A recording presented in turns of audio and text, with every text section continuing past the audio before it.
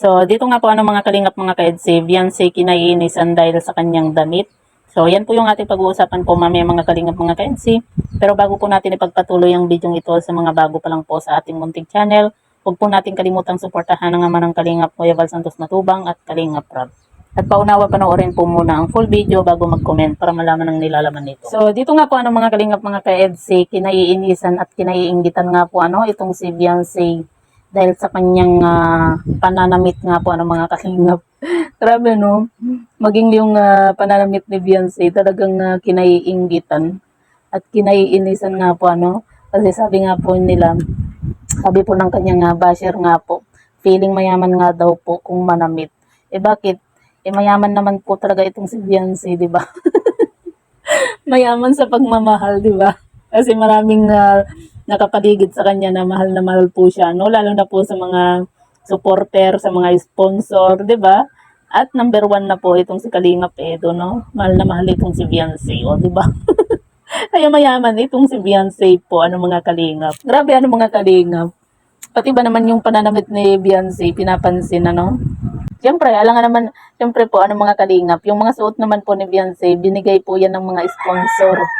'Di ba? Para meron po siyang maisuot nga po lalo na kapag may mga lakad po siya, 'di ba? May mga lakad po sila ng mga team Kalingap. Alam naman po na imbakin lang po niya sa sa cabinet po niya yung mga damit po na ibinigay po ng mga sponsor Ang bihira naman yung mga basher na ito Tapos sasabihin nila feeling na mayaman kung manamit itong si Beyonce. Bakit bagay na bagay naman po talaga lahat mga damit na isinusuot nga po ni Beyonce. Kung pwede nga lang arborin na. Kung pwede nga lang arborin yung damit ni Beyonce na maroon, yung maroon na nung pagpunta nga po nila ng Baguio. Gustong-gusto ko po yung damit niya na yun mga kalingap. Sa totoo lang. Mapapasana all ka na lang Kasi kahit na anong ipasuot dito kay Beyonce, bagay na bagay sa kanya. Minsan yun bang maiisip mo mag-diet kasi lang ang hirap po mag-diet. Dahil nga po napaka ang sarap lang kumain. Pero minsan na mapapasana all ka na lang dito sa katawan nga po ni Beyonce kasi syempre 'di ba? Ang sexy po niya tapos ang ganda pa po ng height po niya, malaking pasasalamat din po natin mga kalingap sa mga sponsor po ni Beyonce dahil nga po nandyan po sila kitang-kita po talaga natin kung gaano nila kamahal itong si Beyonce nga po. At syempre, nagpapasalamat po tayo sa lahat po ng mga sponsor ni Beyonce kasi kita nyo naman po, 'di ba?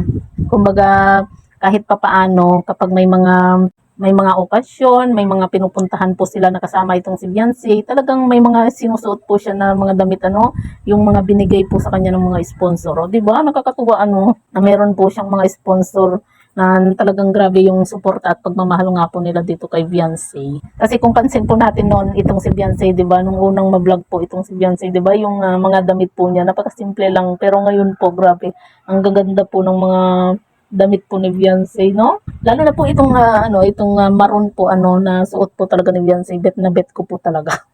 Kung po pwede nga lang arborin Grabe mga kalingap. Kaya naman kinaiinggitan at kinaiinisan nga po itong si Beyonce kasi nga po lahat po ng mga bigay po ng mga sponsor isinusuot po niya, kumbaga talagang pinapahalagahan po niya yung mga ibinibigay po sa kanya at talagang bumabagay po lahat po ng mga damit na ipinapasuot dito kay Beyonce nga po. At saka ang nakakatawa mga kalingap kasi ang gagaling po ng mga sponsor ni Beyonce pumili po ng damit ni Beyonce eksaktong eksakto po talaga, grabe.